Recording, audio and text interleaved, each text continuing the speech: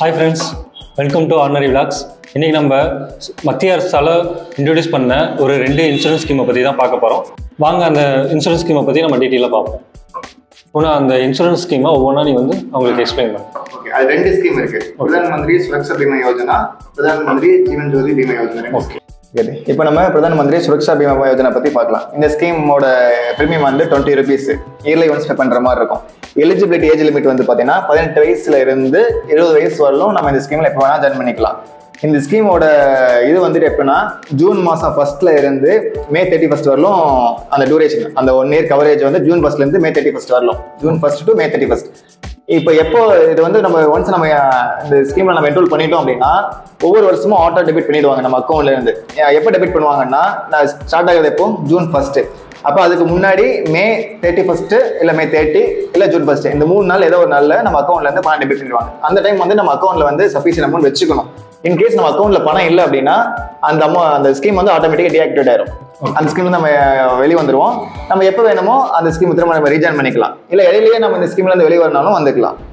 Okay. இந்த ஸ்கீம்ல வந்து join பண்ணிட்டோம் அப்படின்னா ஏதாவது ஆக்சிடென்ட் ஆகும் அப்படின்னா எவ்வளோ கவரேஜ் வந்து? அந்த ஸ்கீம் ஆக்சிடென்ட் கவரேஜ் வந்து 2 lakhs. Any cause of death. ஆனால் ஆக்சிடென்ட் இப்போ வந்து ரோடு ஆக்சிடென்ட் மட்டும் கிடையாது, நேச்சுரல் கலாமிட்டிஸ், இயற்கை சீற்றத்துல நம்ம ஒரு ஆக்சிடென்ட் நடந்து இறக்குறோம் அப்படின்னாலும் சரி, இல்லை வேற ஏதாவது பொல்யூஷன் வீடு ஏதாவது இது வந்து அது ஒரு ஆக்சிடென்ட் தானே.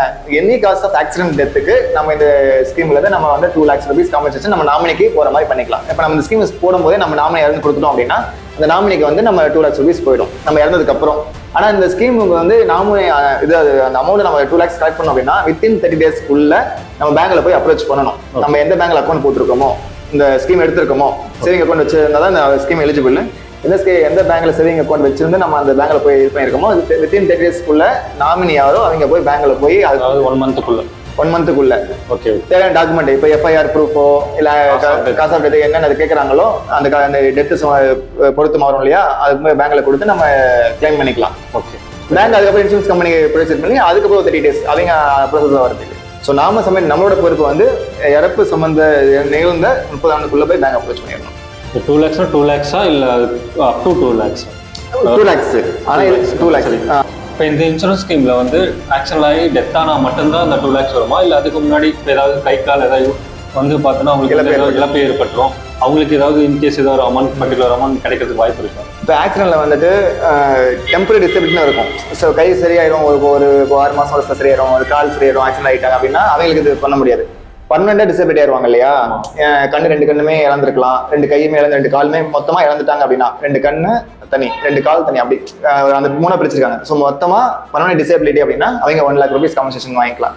இல்ல பார்சியல் டிசபிலிட்டின்னு இருக்கும் இல்லையா, ஒரு கண்ணு ஒரு கை அந்த மாதிரி இருக்கும் இல்லையா, அவங்களும் அந்த ஸ்கீம்ல 1 லட்சம் ரூபாய் காம்பன்சேஷன் வாங்கிக்கலாம். ஓகே.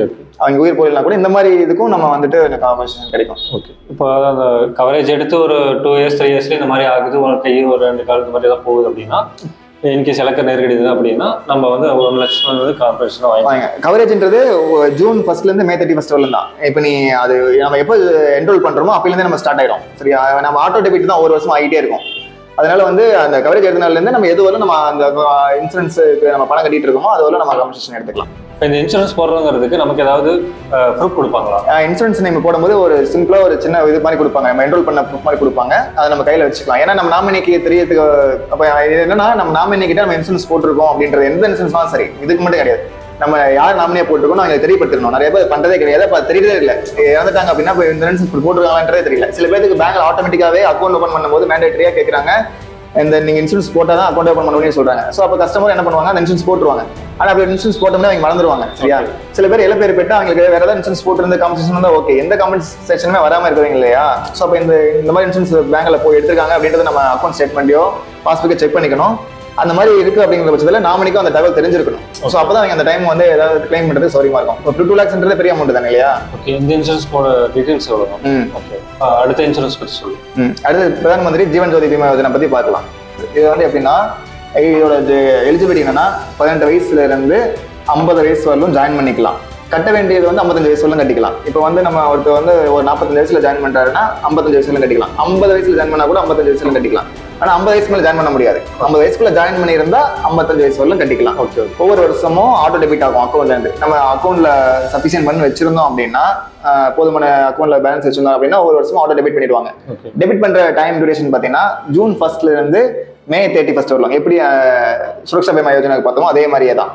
இப்போ நம்ம ஜூன் 1 எடுக்கிறாங்க இல்லையா, அதுக்கு முன்னாடி மே 31, மே 30, ஜூன் 1 இந்த டைமுக்குள்ள நம்ம அக்கௌண்ட்ல அமௌண்ட் வச்சிருந்தோம் அப்படின்னா ஆட்டோ டெபிட் ஆகிடும். இந்த ஸ்கீமை பொறுத்த வரலும் இந்த ஸ்கீமை நம்ம என்ரோல் பண்ணிட்டோம் அப்படின்னா என்ரோல் பண்ண டேட்ல இருந்து 30 நாள் வந்து லீன் பீரியட் மாதிரி இருக்கும். சரி, அந்த 30 நாளுக்குள்ள இறந்துட்டாங்க அப்படின்னா, அதாவது 30 நாளுக்குள்ள இறந்துட்டாங்க அப்படின்னா அந்த இறக்குறவங்க வந்து ஆக்சிடென்ட் டெத்தானா மட்டும் இந்த இன்சூரன்ஸ் வந்து அவைல் பண்ணிக்கலாம். 2 lakhs rupees. இந்த இன்சூரன்ஸோட maximum limit 2 lakhs rupees. Insurance போட்டு 1 மந்த்க்குள்ள ஆக்சிடென்ட் டெத் மட்டும் ஆக்சிடென்ட் டெத்னா கிடைக்காது. அந்த 30 நாள் வந்து லீன் பீரியட் மாதிரி. அந்த 30 நாளைக்கு அப்புறம் எனி காஸ் ஆஃப் டெத் வந்து எந்த விதமான இறப்பு, நோய்வாய்ப்பட்டு இறந்திருந்தாலோ இல்ல வேற எதனா ரீசன் இறந்திருந்தாலோ, எந்த மாதிரி ரீசன் இறந்திருந்தாலும் அவங்க அந்த 30 நாள் பீரியடுக்கு அப்புறம் நம்ம அந்த அமௌண்ட் கிளைம் பண்ணிக்கலாம். 2 lakhs rupees கிளைம் பண்ணிக்கலாம். இதுவும் சம்பந்தப்பட்ட பேங்க்ல போயிட்டு 30 நாளுக்குள்ள போய் கிளைம் ஃபார்ம் கொடுக்கணும். 30 நாள் தாண்டி போயிடுச்சுன்னா நம்ம கிளைம் பண்ண முடியாது. இறப்பு நிகழ்ந்ததுல இருந்து 30 நாளுக்குள்ள நம்ம பேங்க் போயிடணும். எல்லா டெத்துக்கும் இது வந்து சுரக்ஷா பீமா சூசைடு எல்லாமே கவர் ஆகிடும். ஆனா அந்த ஃபர்ஸ்ட் 30 நாள் வந்து லீன் பீரியட். அதுல வந்து ஆக்சிடென்ட் டெத் மட்டும் கவர் ஆகும். ஓகே. இதுக்கு வந்து எவ்வளவு அமௌண்ட் கட்டணும் பிரீமியம்? இதுக்கு வந்துட்டு இயர்லி ஒன்ஸ் பே பண்ற மாதிரி இருக்கும். இப்போ வந்து நம்ம ஜூன் மாசம் பே பண்றோம் அப்படின்னா 436 ரூபாய் பே பண்ற மாதிரி இருக்கும். இப்போ நம்ம ஜூன், ஜூலை, ஆகஸ்ட் இந்த 3 மாசத்துக்கு 436 ரூபாய். இப்போ செப்டம்பர், அக்டோபர், நவம்பர் இந்த மந்த்ல ஜாயின் பண்றாங்கன்னா 342 ரூபாய் பே பண்ற மாதிரி இருக்கும். டிசம்பர், ஜனவரி, பிப்ரவரி இந்த மந்த்ல ஜாயின் பண்றாங்கன்னா 228 ரூபாய் பே பண்ற மாதிரி இருக்கும். மார்ச், ஏப்ரல், மேல பே பண்றாங்கன்னா 114 ரூபாய் பே பண்ற மாதிரி இருக்கும். இது வந்து அந்த ஃபர்ஸ்ட் இது மட்டும் தான். அதுக்கு மேல எப்பயுமே இயர்லி ஒன்ஸ் 436 ரூபாய் டெபிட் பண்ணிடுவாங்க நம்ம அக்கௌண்ட்ல இருந்து. இதோட பிரீமியம் அமௌண்ட் வந்து 436 ரூபாய். ஃபர்ஸ்ட் ஜாயின் பண்ணும்போது மட்டும் எந்த மாசத்துல கட்டுறோமோ அது அந்த மாதிரி அட்ஜஸ்ட் ஆகும். அதுக்கப்புறம் வந்து எப்பயும் போல ஃபுல் அமௌண்ட் இயர்லிக்கு அதுக்கப்புறம் நம்ம இயர்லி கட்டிட்டே தானே இருக்கோம். ஆனா இயர்லி ஒன்ஸ் ஆட்டோ டெபிட் ஆயிடும். ஓகே. இந்த ஸ்கீம் பொறுத்தவரைங்காட்டி இப்போ அக்கௌண்ட்ல நம்ம ஃபண்ட் இல்லாம விட்டுட்டோம் அப்படின்னா, அக்கௌண்ட்ல பேலன்ஸ் இல்லை, எப்போதுமே டெபிட் பண்ற அளவுக்கு பேலன்ஸ் இல்லை அப்படின்னா இந்த ஸ்கீம் கேன்சல் ஆயிடும். திரும்ப நம்ம எப்போ வேணாலும் வந்து திரும்ப நம்ம ஜாயின் பண்ணிக்கலாம். ஜாயின் பண்ணிக்கலாம். எத்தனை வேணாலும் நம்ம எக்ஸிட் ஆகிடலாம், எத்தனை வேணாலும் ஜாயின் பண்ணிக்கலாம். எது ப்ராப்ளம் கிடையாது. சப்போஸ் கட்டாம கிடையாது. ஆனா இப்போ வந்து நம்ம ஏதோ ஒரு பேங்க்ல சேவிங் அக்கௌண்ட் வச்சிருக்கோம் இல்லையா, ஏதாவது ஒரு பேங்க்ல தான் நம்ம 2-3 பேங்க்ல சேவிங் அக்கௌண்ட் வச்சிருக்கோம், இல்ல ஒரே பேங்க்ல 2-3 சேவிங் அக்கௌண்ட் வச்சிருக்கோம்னா ஏதோ ஒரு அக்கௌண்ட்டுக்கு மட்டும் தான் நம்ம இதை வந்து இது பண்ணிக்க முடியும். நம்ம பேர்ல ஒரே ஒரு இன்சூரன்ஸ் பண்ணிக்க முடியும். இப்ப நம்ம வெவ்வேறு பேங்க்ல போய் வெவ்வேறு தடவை 2-3 தடவை அப்படி போட முடியாது. அந்த 2 இன்சூரன்ஸுமே போட்டுக்கலாம். ஒரே டைம் 2மே போட்டுக்கலாம். நாமினியை வந்து நம்ம கரெக்டாக கொடுத்துடணும். ஓகே. இப்போ நாங்கள் வந்துட்டு பிரதான் மந்திரி சுரக்ஷா பீமா யோஜனா பற்றியும் பிரதான் மந்திரி ஜீவன் ஜோதி பீமா யோஜனா பற்றியும் டீட்டெயில்ஸ் சொல்லியிருக்கோம். இதில் ஏதாவது டவுட் அப்படின்னா நீங்கள் கமெண்ட் பண்ணுங்கள், நாங்கள் ரிப்ளை பண்ணுறோம். தேங்க்யூ.